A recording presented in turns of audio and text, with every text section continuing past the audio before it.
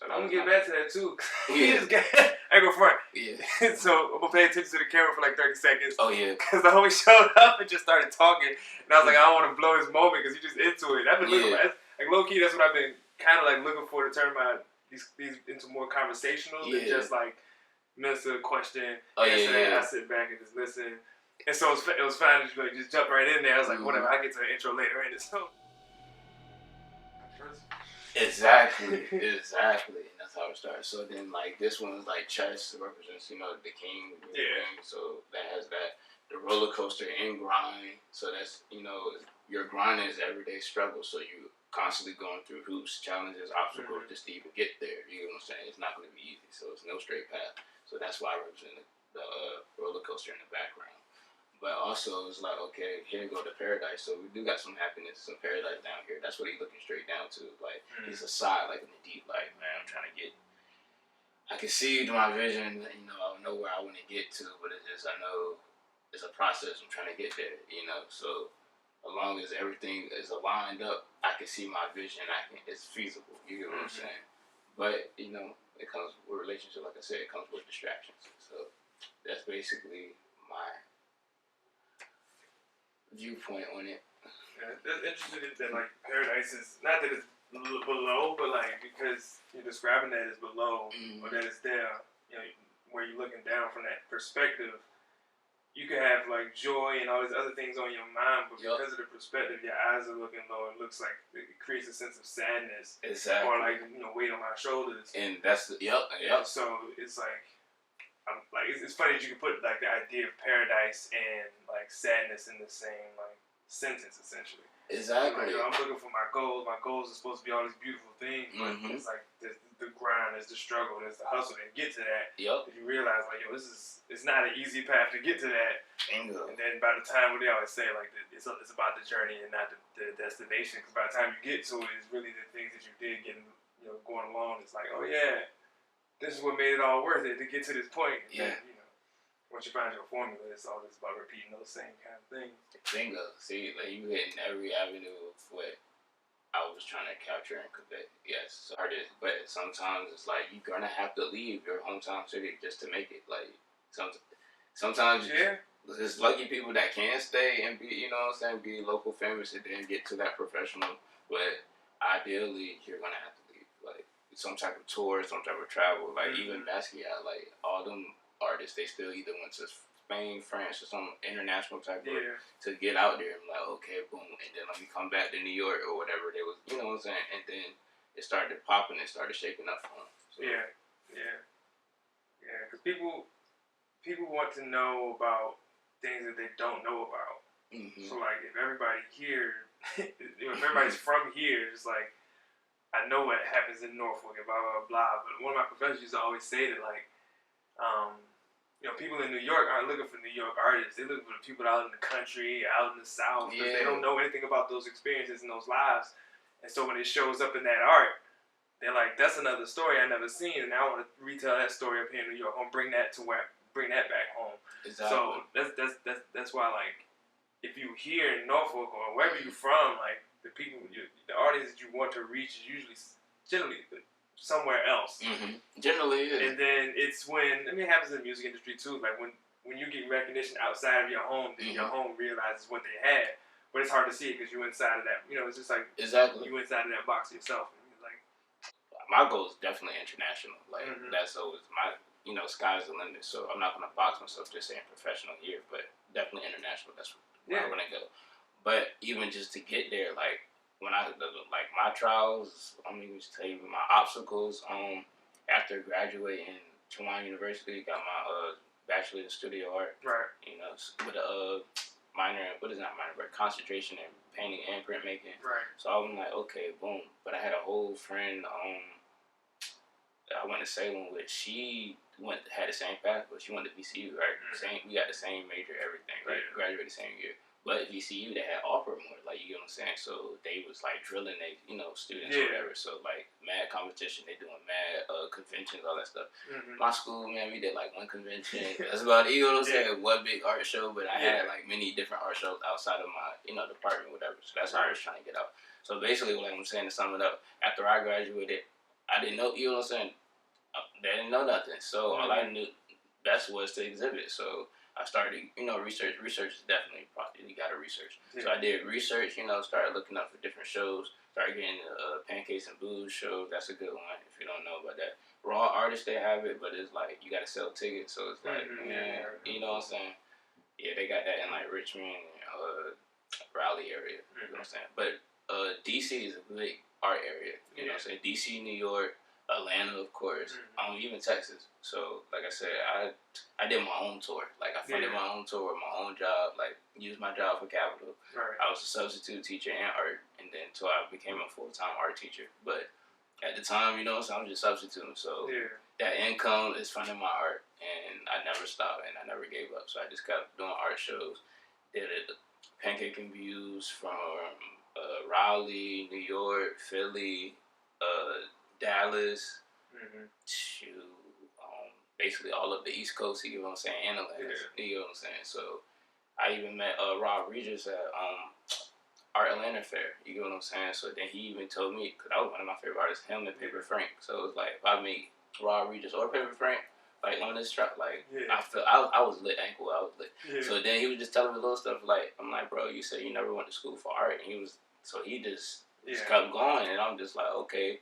And you even seen something in my work was like, yeah, bro, just keep going. So I'm just like, when I got that advice, I just knew I was gonna keep going. I'm gonna never stop. I was like, whatever, I'll get to the intro later. Right? So now you have entered the agency. I'm here with Nfon, your homie. We linked up a couple times. I think the first time we actually got together. Well, not even got together. I think the first time we actually probably had a conversation. I was just looking through your Instagram stories and stuff. It's funny how much that strings along. I remember in the summertime for when I was at what is it? The Art Center for the summer camp. That was before that. I think it was before that.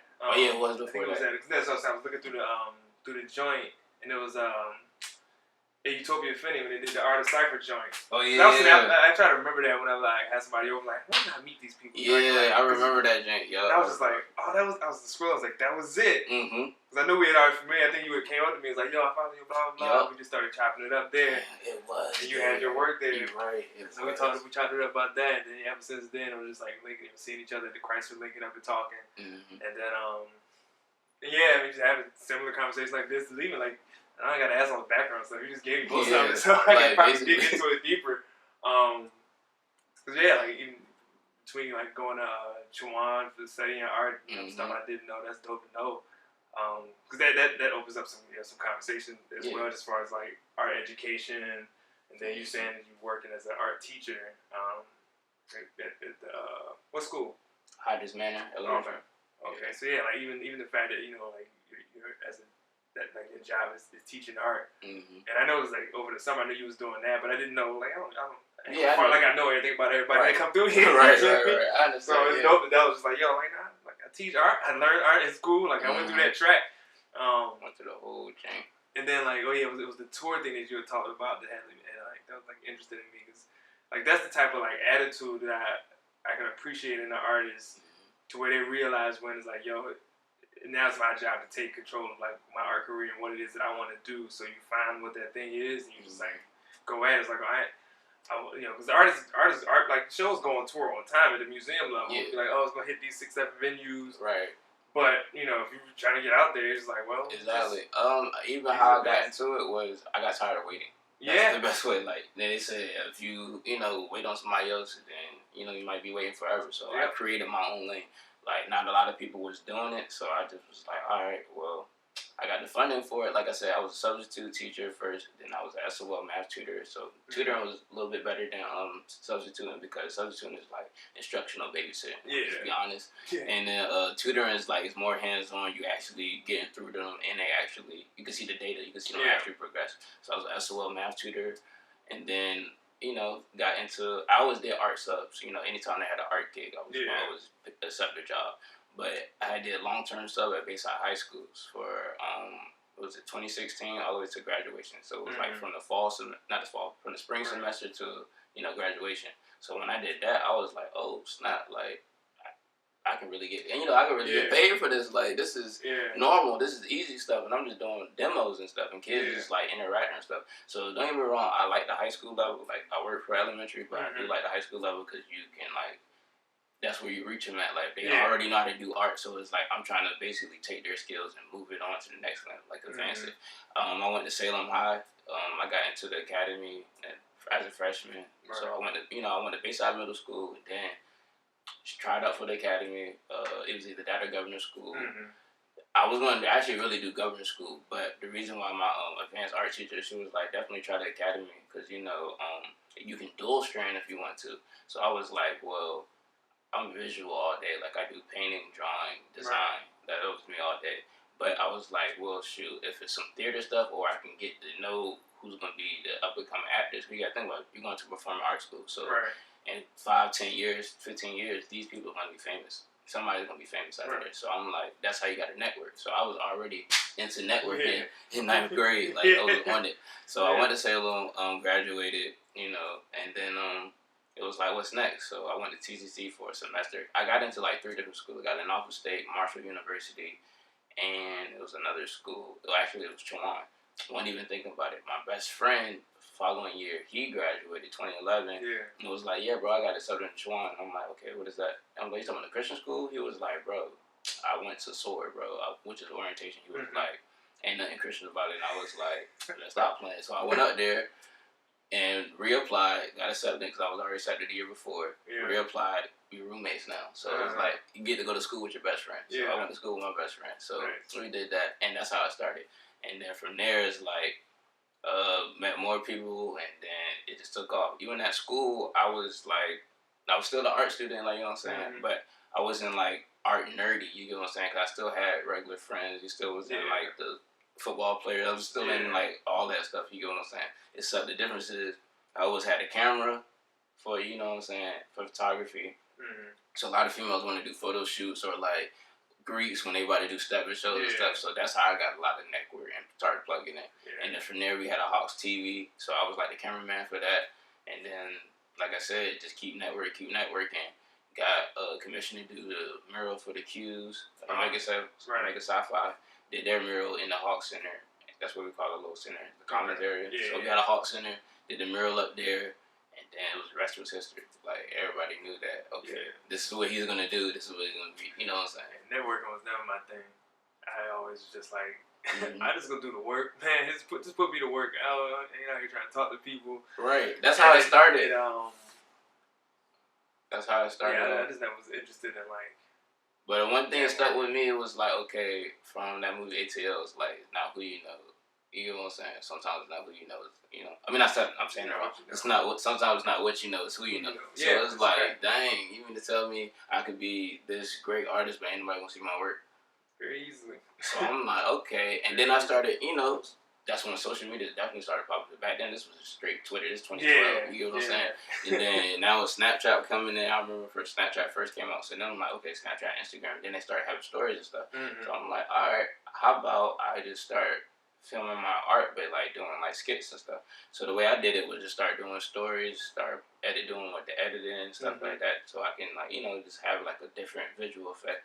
So I went on YouTube, had clips of my mural, right? So how a lot of people do like the live cam and just do one live stream, make it go fast, fast forward. No, the way I did it was I turned it into like a little music video. You know what I'm saying? So you got like, it literally actually you would think was like. You would think it would be my music video, except you see a whole bunch of art. You get what I'm saying? So it's no like rapping or anything like that. They be playing around and stuff. But for the most part, it's like I thought it would be cool to actually have like an art video. So when I dropped that, like the whole school, just like everybody. So I think that's another thing that intensified the buzz or whatever like that. But it wasn't like I was doing it for promotion on that like that. It was like something different.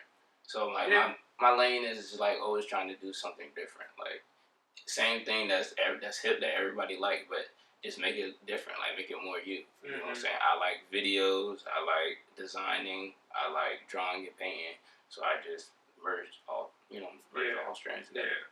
Yeah, that was the same thing. Like when I started doing my time lapse videos,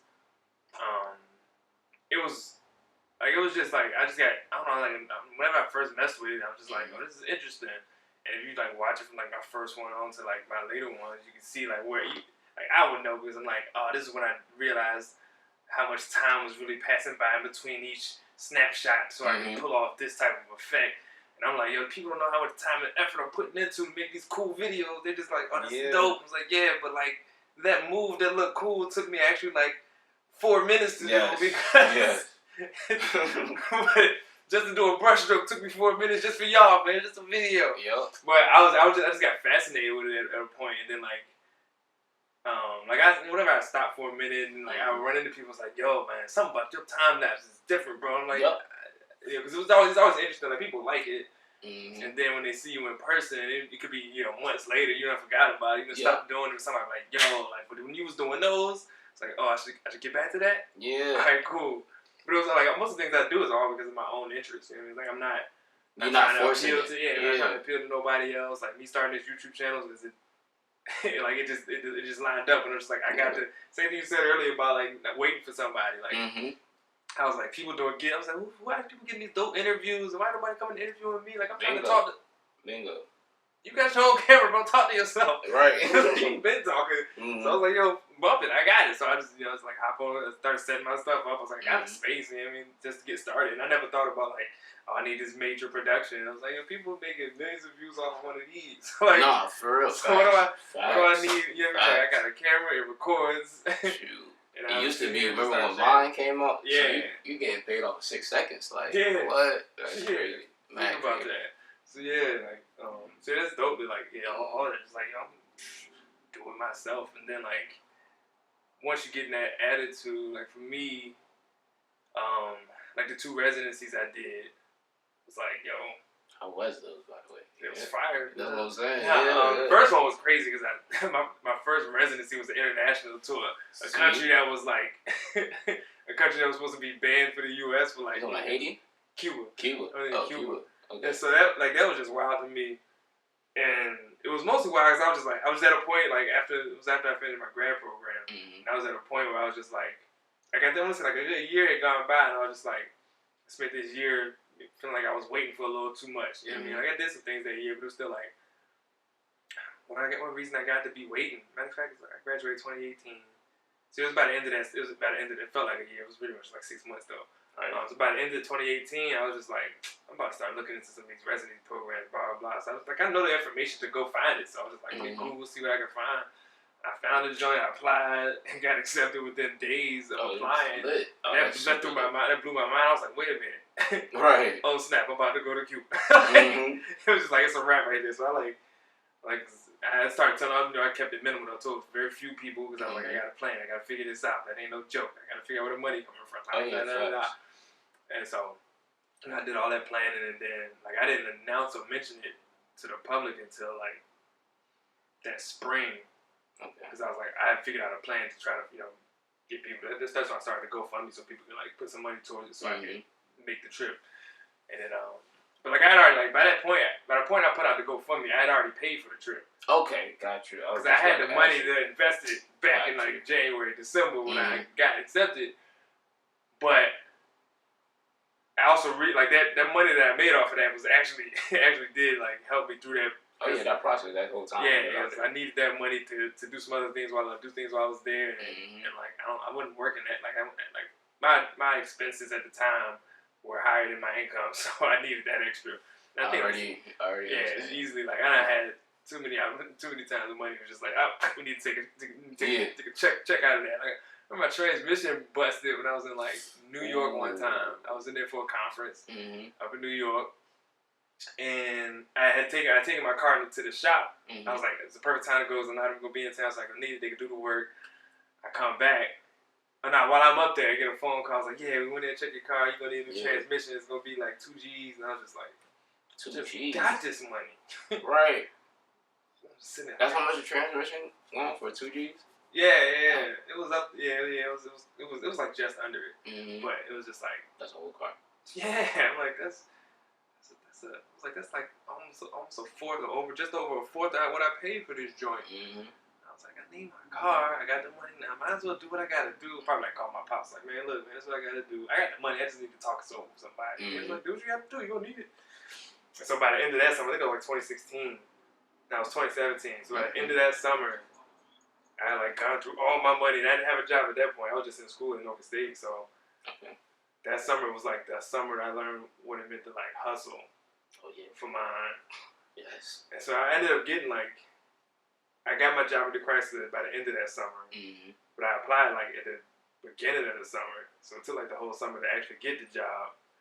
And then I got my first mural in the neon that summer, so that was a nice check, but that still was at the end of the summer. That's the one by Bob Gunshot. Yeah, that one. That one was hard. And so I knew I had to use my my resources. I had to call my sister yo, this is my situation. I got money coming at the end of the summer, guaranteed.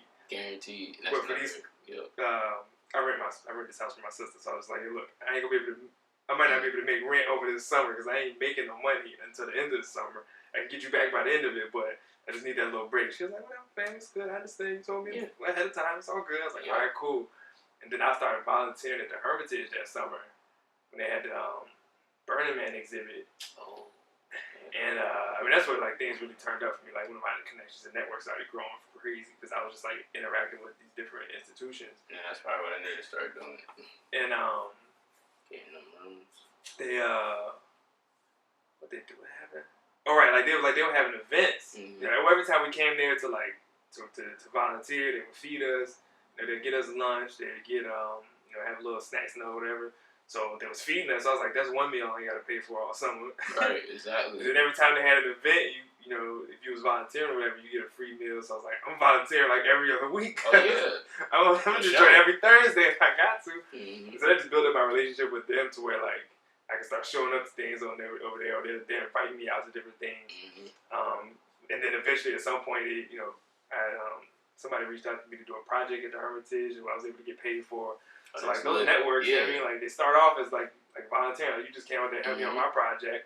And so they start out like that, but you start to figure out who's running things. Oh, this is Karen Rudd.